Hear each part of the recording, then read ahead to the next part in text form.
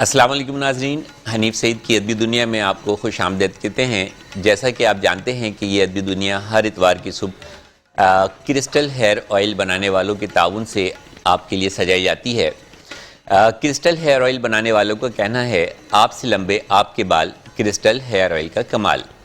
ناظرین، آج 25 دسمبر ہے، ہمارے بانی پاکستان حضرت جناب قائد اعظم محمد علی جناح کا یوم ولادت بھی ہے، اور ساتھ ہی پوری دنیا میں مسیحی برادری جو ہے وہ اب کرسمس کا تہوار منا رہی ہے۔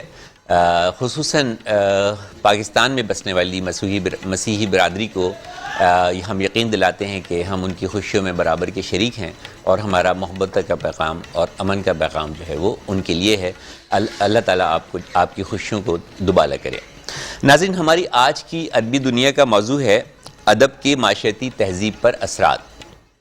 ادب کے معاشرتی تہذیب پر اثرات، اور اس موضوع پر گفتگو کرنے کے لیے ہم نے جن دو معزز اور بڑی ادبی شخصیات کو آج پروگرام میں مدعو کیا ہے، وہ بلا شبہ اپنی اپنی ذات میں ایک انجمن ہے۔ اس سے پہلے کہ میں ان کا تعارف کراؤں اور میرے سارے چراغ جو ہیں تو وہ بجھ جائیں، ایک بہت اچھا گیت ہے تھامس مور کا لکھا ہوا گیت، تھامس مور، جسے نادر کوکاروی نے جو ہے وہ اردو ترجمہ کیا، اور اسے ہماری بہت ہی ایک بڑی گلوکارہ ریشمہ بیگم یا ریشمہ جی نے جو ہے تو وہ بہت اچھے انداز میں، بہت ہی خوبصورت انداز میں گایا۔ مجھے بہت اچھا لگتا تھا تو خواہش تھی کہ کبھی جو ہے تو وہ آپ کے سامنے پیش کروں، تو آج وہی انتخاب ہے آپ کے لیے، تو آپ لوگوں کی اجازت ہو تو میں پیش کروں، اس کے بعد پھر میں معزز مہمانوں سے آپ کا تعارف کراتا ہوں۔ کہتے ہیں اکثر شب تنہائی میں کچھ دیر پہلے نیند سے، اکثر شب تنہائی میں کچھ دیر پہلے نیند سے گزری ہوئی دلچسپیاں بیتے ہوئے دن چین کے، بنتے ہیں شمع زندگی اور ڈالتے ہیں روشنی میرے دل صد چاک پر، بنتے ہیں شمع زندگی اور ڈالتے ہیں روشنی میرے دل صد چاک پر، اکثر شب تنہائی میں کچھ دیر پہلے نیند سے یاد آتے ہیں ایک ایک سب، وہ بچپن اور وہ سادگی، وہ رونا اور ہنسنا کبھی، وہ بچپن اور وہ سادگی، وہ رونا اور وہ ہنسنا کبھی، پھر وہ جوانی کے مزے، پھر وہ جوانی کے مزے، وہ دل لگی وہ قہقہے، پھر وہ جوانی کے مزے، وہ دل لگی وہ قہقہے، وہ وعدہ اور وہ شکریہ، وہ وعدہ اور وہ شکریہ، وہ لذت بزم طرب، یاد آتے ہیں ایک ایک سب، اکثر شب تنہائی میں۔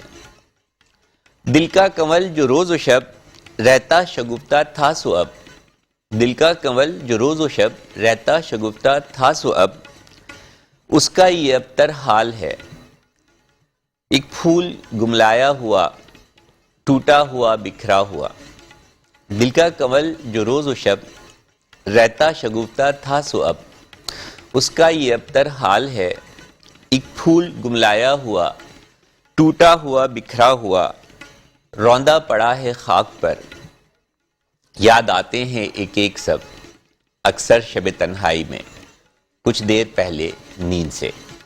ناظرین، ایک بریک لیتے ہیں اور بریک کے بعد معزز مہمانوں کی طرف آتے ہیں اور آج کے موضوع پر ان سے گفتگو کرتے ہیں، ادب کے معاشرے پر تہذیبی، ادب کے معاشرتی تہذیب پر اثرات۔ تو ایک وقفہ ہے، وقفے کے بعد دوبارہ ملتے ہیں۔ ہمیں یقین ہے کہ آپ ہمارے ساتھ جڑے رہیں گے حنیف سعید کی ادبی دنیا میں۔ حنیف سعید کی ادبی دنیا میں ایک مرتبہ آپ کو پھر خوش آمدید کرتے ہیں، اور جیسا کہ آپ جانتے ہیں یہ ادبی دنیا ہر اتوار کے صبح کرسٹل ہیئر آئل بنانے والوں کے تعاون سے آپ کے لیے سجائی جاتی ہے، آپ کی خدمت میں پیش کی جاتی ہے۔ ہمارے کرسٹل ہیئر آئل بنانے والوں کا کہنا ہے آپ سے لمبے آپ کے بال، کرسٹل ہیئر آئل کا کمال۔ ہماری آج کی ادبی دنیا کا موضوع ہے ادب کے معاشرتی تہذیب پر اثرات، ادب کے معاشرتی تہذیب پر اثرات، اور اس موضوع پر گفتگو کرنے کے لیے ہم نے جن دو معزز مہمانوں کو شرکت کی دعوت دی ہے، اپنے مدعو کیا ہے اپنے اسٹوڈیو میں، وہ بلا شبہ وہ کسی تعارف کے محتاج نہیں ہیں، اور اپنی اپنی ذات میں جو ہے ایک انجمن ہے۔ ہمارے آج کے پہلے مہمان ہیں بہت ہی معتبر شاعر دور حاضر کی ایک بہت ہی بڑی قداور عربی شخصیت، جن کے تقریباً 11 غزلوں پر مشتمل 11 مجموعے نظموں کے 3، حمد اور نعت کے 3، انشائیہ 3، رباعی کا 1، دوہے کا 1، قطعے کا 1 اور انگرت ادبی خدمات اور اعزازات آپ کے کریڈٹ پر جاتی ہیں، آپ کا حصہ ہیں، آپ کی شخصیت کا حصہ ہیں، جو ادب کی دنیا میں آپ کو ایک ممتاز اور اعلیٰ مقام عطا کرتی ہیں۔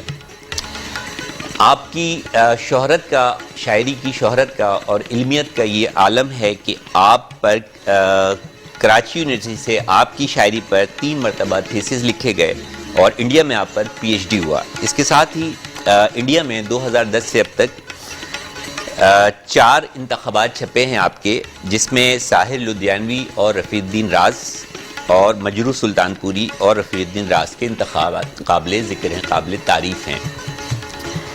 فرماتے ہیں آنکھ میں آنے سے پہلے اشک میں ڈھلنے سے قبل، آنکھ میں آنے سے پہلے اشک میں ڈھلنے سے قبل کتنی خاموشی سے پیرہن بدلتا ہے لہو۔ ہمارے ساتھ موجود ہے بہت ہی معزز اور قابل احترام شخصیت جناب رفیع الدین راز صاحب۔ سر، آپ کو ادبی دنیا میں خوش آمدید کہتے ہیں۔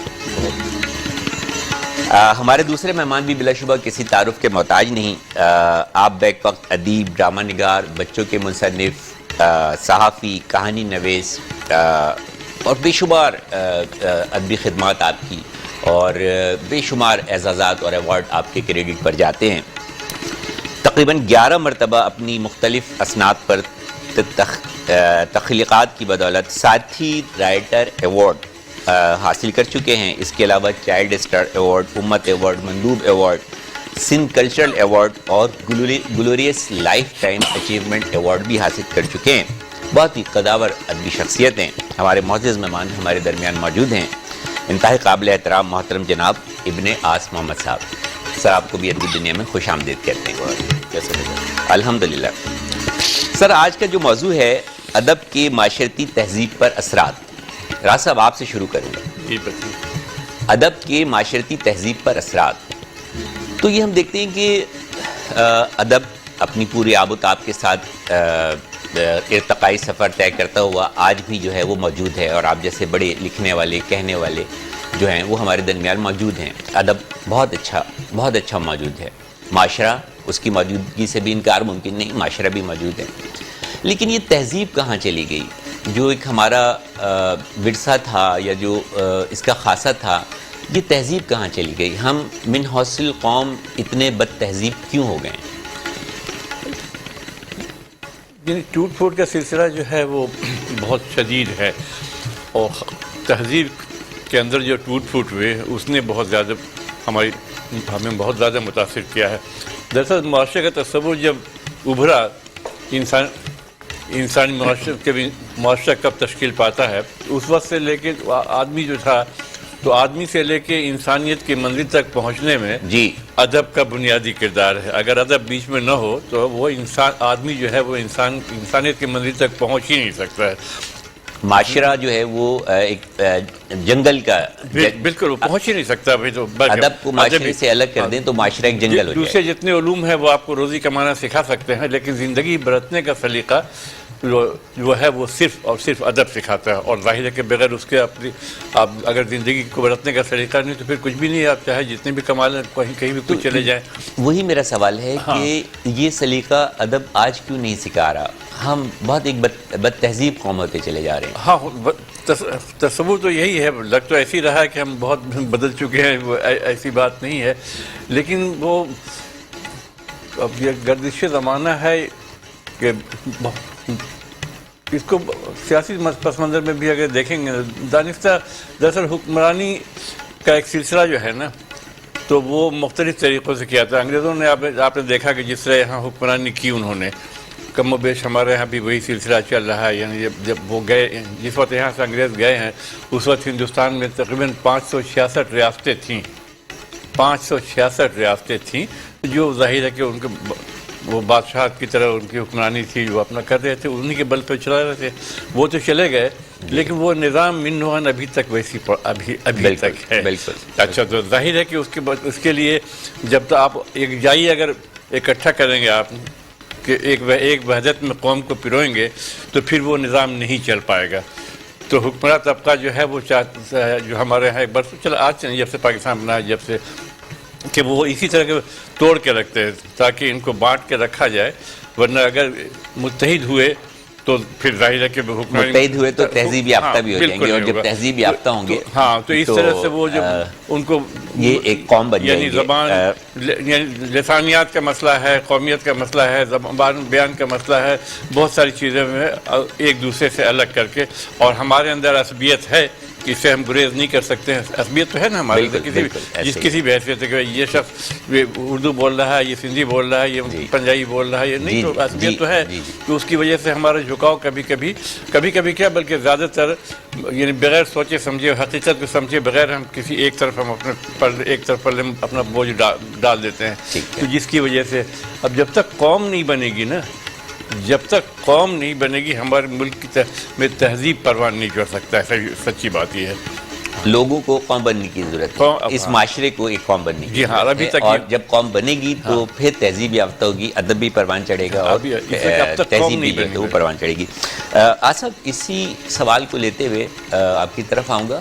बहुत लिखा आपने बच्चों के लिए, बेशुमार कहानियाँ लिखी, नज़में लिखी, या जितना भी आपका जो अदबी सफ़र है उसमें बच्चों के हवाले से काफ़ी आपने लिखा, शोहरत भी हासिल की। ये बच्चों तक पहुँचा कितना? हाँ, ये बड़ा मज़े का सवाल है। अच्छा, मैं कोई 78 से लिख रहा हूँ बच्चों। जी, मैंने आपके उस पढ़ा, और तकरीबन तमाम अहम रसायल, अखबारात और किताबों के ज़रिए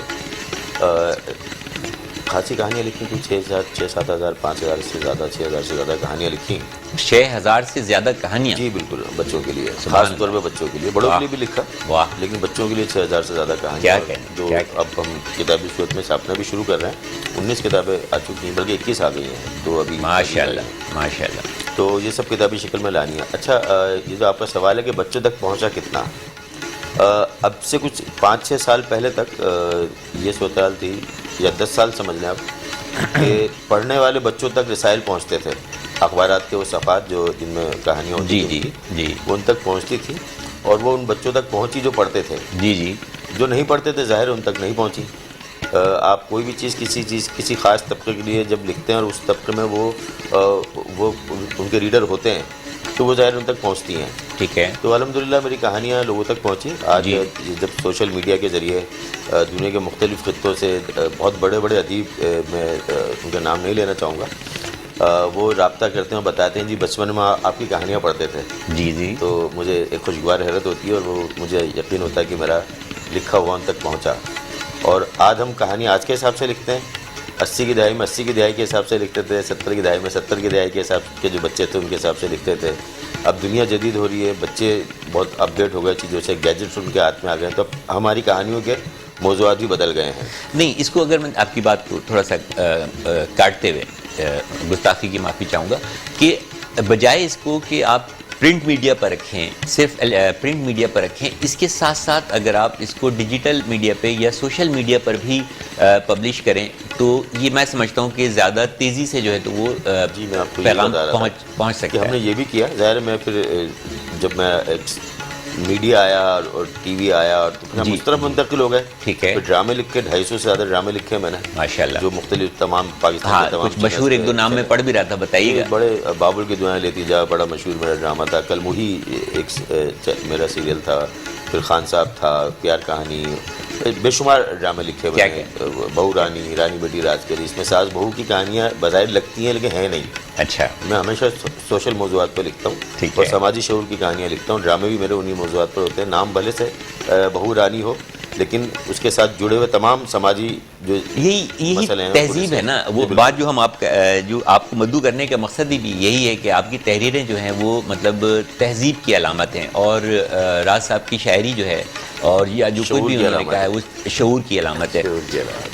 सर, गज़ल में آپ کی شہرت جو ہے وہ مطلب بہت زیادہ رہی، آپ کی اپنی دلچسپی بہت زیادہ رہی، اتنی رہی کہ 11 غزل کے مجموعے جو ہے تو وہ چھپ چکے ہیں، اور آپ نے مجھے بتایا کہ کچھ ابھی مزید جو ہیں تو وہ طبع کے مراحل میں ہیں۔ 150 کے قریب غزلیں بھی تو غزل سے اتنی محبت کا عالم کیوں؟ چاہنے والوں کے اصرار ایسی کہ انہوں نے، بلکہ میں نے، آپ نے دیکھا کہ تمام اصناف پہ میں نے جی بالکل آپ نے بتایا، بلکہ ربائی بھی لکھی، ربائی کے سلسلے میں نعت بھی لکھی، حمد بھی لکھی، دوہے بھی لکھے۔ ربائی میں ایک جو بتانا چاہتا ہوں کہ ربائی کے 24 اوزان ہوتے ہیں جی، اور پوری اردو شاعری میں جی صرف 3 شعراء ایسے ہیں جی جنہوں نے 24 کے 24 اوزان میں رباعیاں کہی ہیں، ورنہ غالب وغیرہ یہ اچھے اچھے کہنے والے ہیں، جی فراق گورکھپوری ہو گئے، جوش ہو گئے، کافی بڑے نام ہیں، لیکن ان لوگوں نے بھی 24 کے 24 اوزان میں نہیں کہے، وہ 3 4 5 اوزان دیا۔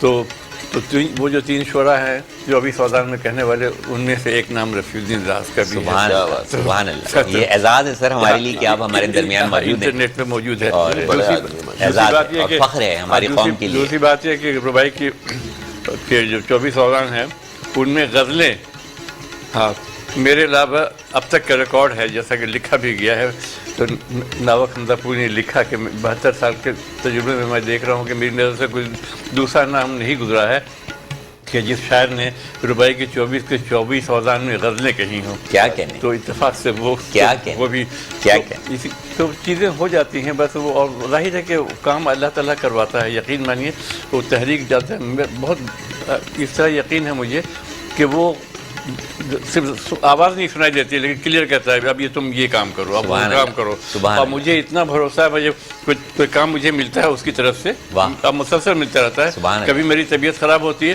میں کہتا ہوں نہیں ابھی میں نہیں مر سکتا، جو کام اس نے دیا ہے وہ کرا کے پھر مجھے لے جائے، یقین مانی سے یقین کے ساتھ، یقین کی انتہا، ہاں تو وہ اور ایسے ہی ہوتا ہے انشاءاللہ۔ تو وہ ربائی کے لیے بھی ایک تحریک مجھے ملی، میں نے ربائی کے دوہے کا سلسلہ آیا تو پھر وہ خود بخود ایک کتاب میرے سامنے آ گئی، میں نے کہا چلو ابھی یہ دوہے کہہ لو۔ تو چاہنے والے جو ہوتے ہیں ظاہر ہے اللہ کا شکر ہے کہ بہت پسند کرنے والے پورے ہندوستان، پاکستان میں، امریکہ، کینیڈا، کوئی شک نہیں سر، پوری دنیا میں آپ کی جو شہرت ہے اس سے کوئی انکار جو ہے ممکن نہیں ہے، اور میں خیال اکثر قیام بھی آپ کا جو ہے وہ امریکہ میں ہی رہتا ہے۔ جی ہاں، زیادہ تر 2006 سے میں زیادہ تر امریکہ میں رہتا ہوں۔ تو کیسا دیکھتے ہیں ادب کو مغربی ممالک سے یا امریکہ سے اور پاکستان میں؟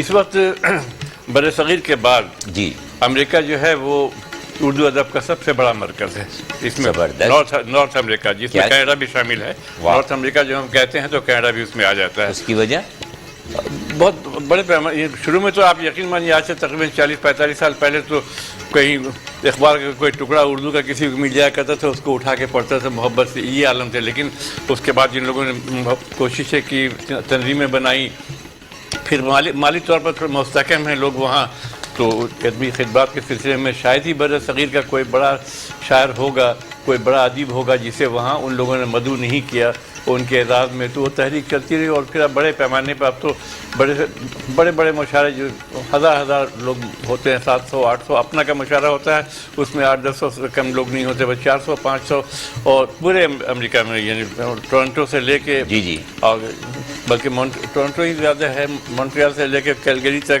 اور نیو یارک سے لے کے کیلیفورنیا تک آپ دیکھیں گے جو بڑے مراکز ہیں، تو اردو ادب شاعری بہت اچھی ہو رہی ہے، تراجم بہت اچھے، بلکہ یہاں سے زیادہ، یعنی پاکستان سے کہیں بہتر تراجم وہاں اور کام ہو رہا ہے، اور تنقید کا شعبہ ذرا کمزور ہے وہاں ابھی فی الحال تنقید کا، باقی ہاں جو چیز ہے اپنے، لیکن اس کے باوجود بہت ویسے تنقید میرا خیال ہے کہ بہت زیادہ کرنی بھی نہیں چاہیے، چھوڑ دینا چاہیے، مطلب اگر آپ جیسے لوگ تنقید کرنے بیٹھ جائیں گے تو ہاں تخلیق جو ہے تو وہ کھو جائے گی۔ اچھا، تنقید میں ہمارا ہے خرابی جو شروع سے میں نے پتہ نہیں کیوں یہ بات میں اس لیے ریکارڈ پہ کہہ رہا ہوں کہ میں محسوس کرتا ہوں، ممکن ہے میں غلط ہوں لیکن آپ بھی دیکھیے گا سر کہ اصول ہے کہ کام جو ہے ٹوٹلٹی پہ دیکھا جاتا ہے۔ ایک بچہ، ایک اسٹوڈنٹ اگر فرض کیجیے پورے ملک میں ٹاپ کرتا ہے تو پورے ملک میں بھی اگر ٹاپ کرتا ہے وہ تو 1000 میں 1000 نمبر نہیں لیتا ہے، وہ بالکل 920 930 میکسیمم، اس سے اوپر نہیں لے پاتا ہے، لیکن وہ پورے ملک میں ٹاپ کرتا ہے اور اس کو سراہا جاتا ہے ریڈیو پہ، اخبارات میں، سب جس کو کالج میں پڑھ رہا تھا وہ کالج، جس اسکول میں پڑھ رہا تھا وہ، محلے والے، دوست احباب سب ناز کرتے ہیں، شہرت ہوتی ہے اس کی۔ لیکن اس بچے سے کوئی کہہ رہے چھوڑو 7% तो तुम 930 लाया, 7% तो गलती है तुम्हारी, तो फिर ऐसा तो नहीं होता है ना। तनकीद अदब में जरूरी है। पता नहीं क्यों है कि वो जब नहीं, तनकीद किसी के यहाँ जरूरी अगर नहीं है। तख्लीक में कोई चीज़ अगर देखा तो बस वहाँ बता जाए कि नहीं ये खराबी है, ये खराब, ऐसा नहीं होना चाहिए। एक स्टूडेंट जो 8वीं क्लास में है उसे भी 100 में से 80 नंबर मिल जाते हैं, फर्ज कीजिए किसी सब्जेक्ट में, उर्दू में, लिटरेचर या इंग्लिश में मिल गया, और जो अभी मास्टर कर रहा है तो उसको भी 80 नंबर मिल जाते हैं। लेकिन वो 8वीं क्लास के बच्चे को जो 80 नंबर मिला है, अगर वो MA में जाने के बाद यही मजमून वहाँ अगर लिख देगा तो क्या वहाँ उस वक्त 80 नहीं मिलेगा उसे, तो उस वक्त तो शायद 80 के बजाय 40 भी ना मिले। तो दरअसल बच्चे की सलाहियत देख के नंबर दी जाती है। ठीक है। हमारे यहाँ के मुनक्काद जो हैं पता नहीं क्यों वो किसी का अगर जाहिर है उसकी शेरी देखें, अगर शायर है तो उसके उम्र देखें कि शायरी की उम्र क्या है, अफसाना निगार है तो उसके अफसाने की उम्र क्या है, क्या बात, उसी हिसाब से उसके ऊपर लिखे। नहीं, वो जब शायरी उसके सामने आएगी तो मीर और गालिब के अलावा नीचे उसका कलाम देखेंगे। इनकरेज करना चाहिए आने नए शोरा को, जो इनकरेज करने की जरूरत है, सराहा जाने बड़ा की आदमी होना जरूरत है। चाहिए ना, बुनियादी बात ये है। बड़े आदमी को बड़ा ही रहना चाहिए। उसको खुद बड़ा होना चाहिए। होता क्या है कि एक जूनियर आदमी खड़ा होकर एक बड़े आदमी पे तनकीद कर रहा होता है, ये क्या, इसकी क्या हैसियत है? ये भी मैं समझता हूँ कि जो हम तहजीब पर गुफ्तगू कर रहे हैं ये शायद उसका फुकदान है। ये बताइए, तहजीब जिसका मैं जिक्र कर रहा हूँ, ये जो हमारी रिवायती तहजीब थी, हमारे अल्फाज थे, नानी जान, दादी जान, चची जान, खाला अम्मा, बड़ी आपा, छोटी आपा, फूफी जान, घर के अंदर जो है तो वो पानदान, तखत, दस्तरखान, ये तहजीब कहाँ है, ये क्यों नहीं है? ये सब अंकल आंटी, और मैं आपको बताता हूँ, देखो बुनियादी बात जब अदब इतना जिंदा है तो तहजीब इतनी जिंदा आपको बताता हूँ। असल में अदब जो है वो आपके कल्चर का नुमाइंदा होता है। अदब से माशरे तश्कील नहीं पाते हैं। आमतौर पर ये समझा जाता है कि अदब आपके माशरों में तब्दीली का वो होता है, ऐसा नहीं है। अदब के मामला कुछ और हैं।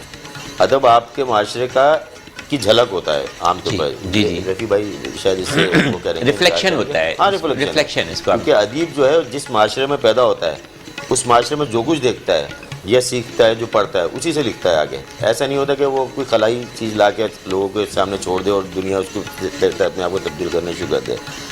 जो तश्कील शुदा माशरे हैं, जो महज़िब माशरे हैं, बन चुके हैं, वहाँ पे शायद इसका असर होता होगा। हमारा तो शिकस्त तो रेख चल रही है। मैं से थोड़ा सा इख्तलाफ करूँगा कि आपने कहा कि अदीब या शायर जो है वो रिफ्लेक्शन लेता है माशरे से। क्या ऐसा अच्छा नहीं है कि वो माशरे को एक रिफ्लेक्शन दे सही डायरेक्शन की तरफ? उसकी वजह बता दूं कि आपके माशरे अभी इतने ज़्यादा मरबूत हुए नहीं हैं कि जहाँ पे अदीब जो इतना मरबूत होके सामने आया कि वो चीज़ों को चेंज कर सके। आपके यहाँ तो किताब मरना शुरू हो गई है जी। आपके यहाँ तो कल्चर ख़त्म होना शुरू हो गया। उसकी वजह क्या थी? वही बात हम कह रहे हैं। उसकी वजह बुनियादी ये थी कि आपने ये समझ लिया कि किताब इतनी अहम नहीं है। बिल्कुल। जबकि किताब आप पर उतारी गई थी। बहुत अहम। किताब आप पर उतारी गई है। बिल्कुल। लेकिन आपने किताब को रख दिया संभाल कर। अब वो किताब अलामत है एक। बिल्कुल। अदब हो, लिटरेचर हो, शायरी हो। मैं आपको एक मज़े की बात बताऊं, हमें साथ बैठे हुए और मैं मुझे एक वक्फे के लिए कहा जा रहा है। पब्लिशर भी हूँ, मुझे पता है जी। आपके माशरे में शायरी की किताब नहीं बिकती ही नहीं है। बिल्कुल। जबकि तहजीबें तरतीब दी जाती हैं शायरी से। आप क़ुरून वस्ता से कहीं से भी उठा लीजिए तो आपकी सारी चीज़ें शायरी से शुरू होती हैं। शायरी सबसे मजबूत हथियार है। लेकिन अदब की सबसे लेकिन हुआ क्या कि आपके यहाँ ये सबसे बेवकूफ़ समझ ली गई है सुखन जो है तो वो सिर्फ वावा की एक चीज़ समझी गई है, जबकि ये तहजीब की इस्लाह के लिए, तमद्दुन के लिए और माशरे की जो है वो सही डायरेक्शन के लिए जो है वो अदब का माशरे पर इम्प्लीमेंट होना, उसको कंसीव करना, उसको समझना, उस पर अमल करना जो है वो हमारी तहजीब को जो है तो तहजीबी रिवायात को बरकरार रख सकता है, उससे जुड़ा रख सकता है। हनीफ सईद की अदबी दुनिया में वक्त हुआ है एक छोटे से ब्रेक का, और हमें उम्मीद है कि आप हमारे साथ जुड़े रहेंगे। मिलते हैं एक छोटे से वक्फे के बाद हनीफ सईद की अदबी दुनिया में। हनीफ सईद की अदबी दुनिया में एक मरतबा आपको फिर खुश आमदीद कहते हैं। जैसा कि आप जानते हैं ये अदबी दुनिया हर इतवार की सुबह क्रिस्टल हेयर ऑयल बनाने वाले के ताउन से आपकी खिदमत में सजाई जाती है। क्रिस्टल हेयर ऑयल बनाने वालों का कहना है आपसे लंबे आपके बाल, क्रिस्टल हेयर ऑयल का कमाल। नाज़रीन, हमारी आज की अदबी दुनिया का मौजू है अदब के माशरती तहजीब पर असरात, और शरीक गुफ्तगू हैं जनाब प्रोफेसर जनाब मोहतरम ابن آس محمد صاحب اور راز صاحب. تو آس صاحب میں آپ کی طرف آؤں گا. آپ نے بھی ذکر کیا وقفے سے پہلے کہ کتاب مر رہی ہے, تو کتاب مرنے سے آپ کی کیا مراد ہے؟ کتاب خریدی بھی جا رہی ہے, ایسا نہیں ہے کہ کتاب بکی نہیں رہی. کتاب خریدی تو جا رہی ہے, پڑھی نہیں جا رہی, شیلف میں سجائی جاتی ہے. عام طور پہ پہلے یہ ہوتا تھا, ہم 80 کی دہائی میں 90 کی دہائی میں دیکھتے تھے کہ ہر کسی کے ہاتھ میں ایک کتاب ضرور ہوتی تھی, وہ بس میں ہوتا تو بس میں بیٹھ کے پڑھ رہا ہوتا تھا. ایون اچھا, آج بھی مغربی ممالک میں سر آپ تو رہتے ہوں گے کہ جو ٹرینز چل رہی ہوتی ہیں, جو بسز جا رہی ہوتی ہیں, تو میں دیکھتا ہوں کہ لوگوں کے ہاتھوں میں کتابیں ہوتی ہیں. اس کی وجہ ہے, میں بتاؤں, آپ نے شاید کبھی غور نہیں کیا, اس کی وجہ ہے دراصل کتاب وہ شروع سے ہی بچوں کو کتابوں سے جوڑ دیتے ہیں.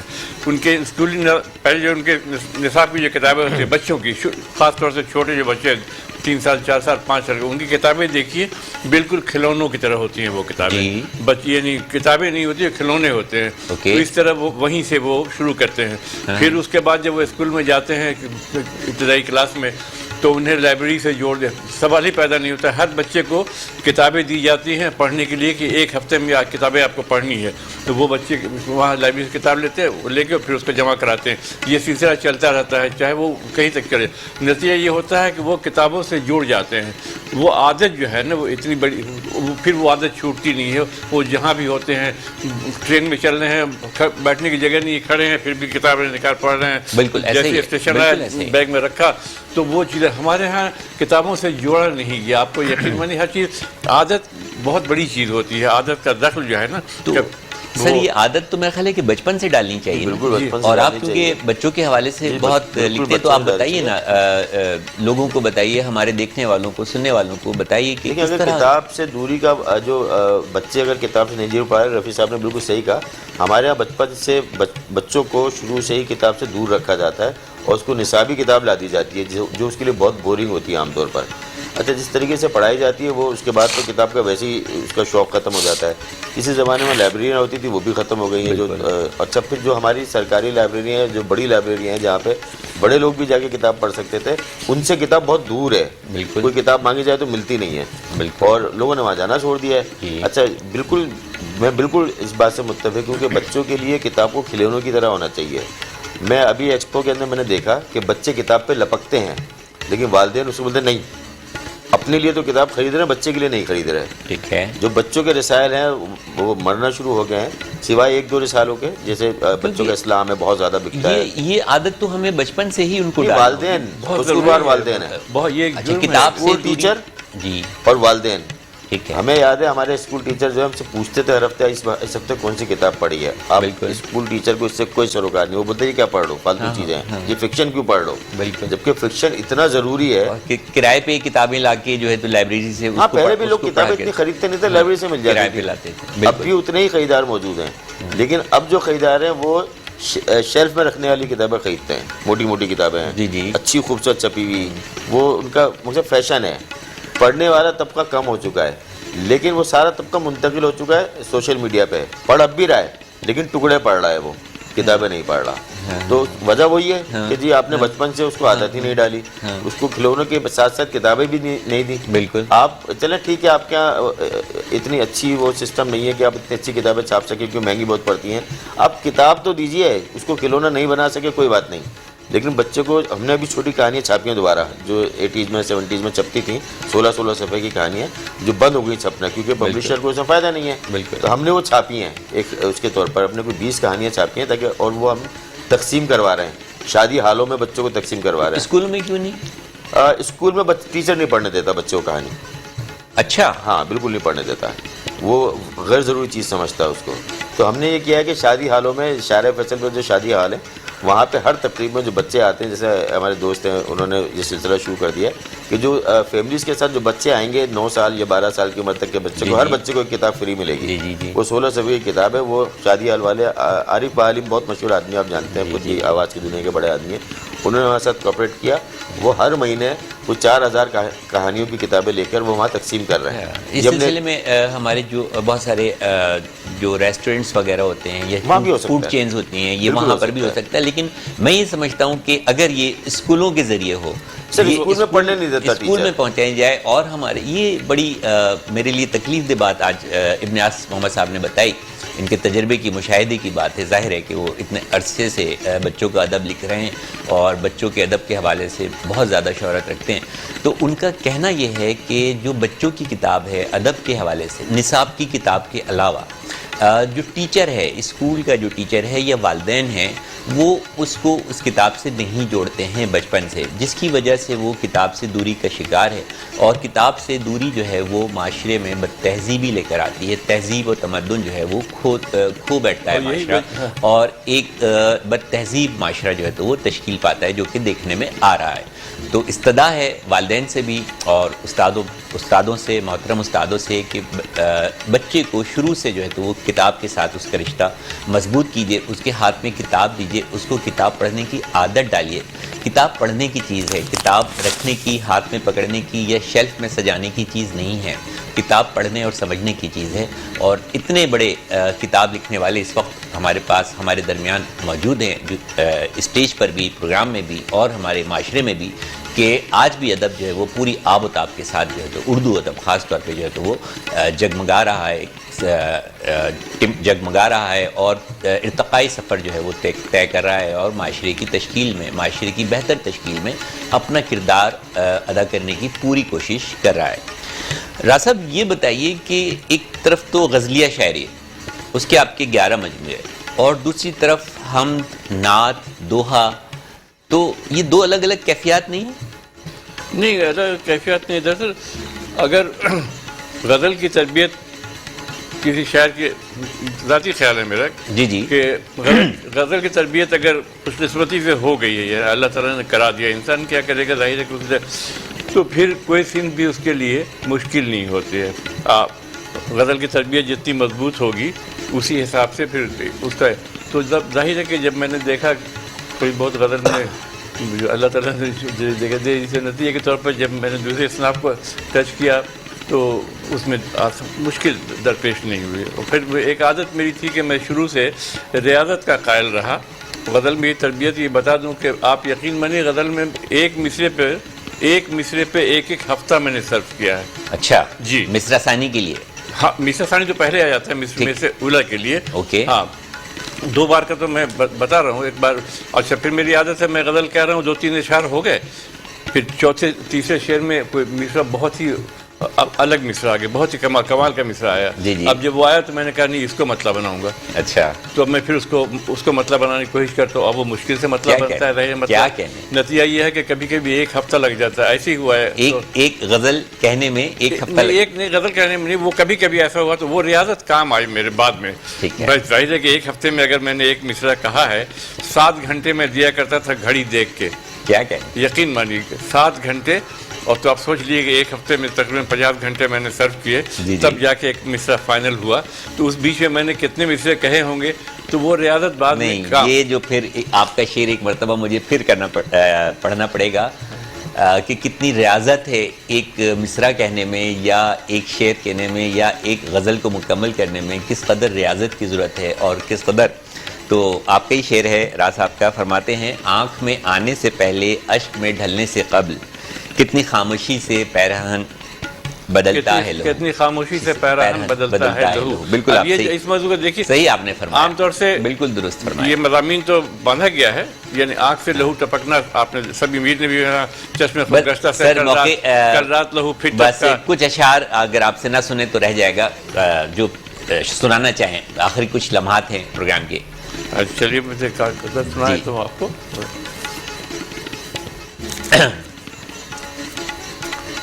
ارشاد.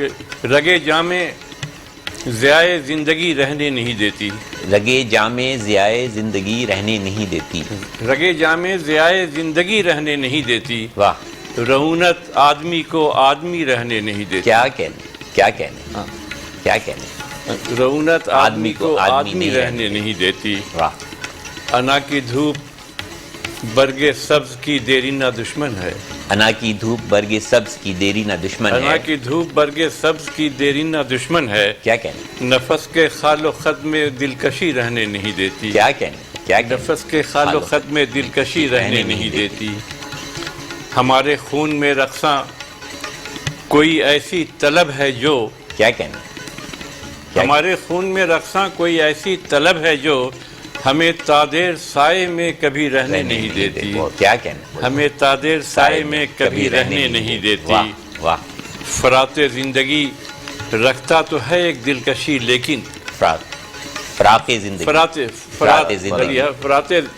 زندگی رکھتا تو ہے ایک دلکشی لیکن سرے ساحل مجھے تشنا لبی رہنے نہیں دیتی کیا کہنا سرے ساحل مجھے تشنا لبی رہنے نہیں دیتی کیا کہنا زمانے کی رفاقت بھی گزرتی ہے گراں اس پر زمانے کی رفاقت بھی گزرتی ہے گراں اس پر مجھے تنہائی اپنے ساتھ بھی رہنے نہیں دیتی کیا کہنا مجھے تنہائی اپنے ساتھ بھی رہنے نہیں دیتی غلاموں کی طرح کار اطاعت ہم نہیں کرتے غلاموں کی طرح کار اطاعت ہم نہیں کرتے غلامی خون میں حسن خودی رہنے نہیں دیتی واہ کیا کہنا سر غلامی خون میں حسن خودی رہنے نہیں دیتی سبحان اللہ دیار جسم و جاں میں رقص کرتی زندگی کی دھوپ دیار جسم و جاں میں رقص کرتی زندگی کی دھوپ بسا اوقات آنکھوں میں نمی رہنے نہیں دیتی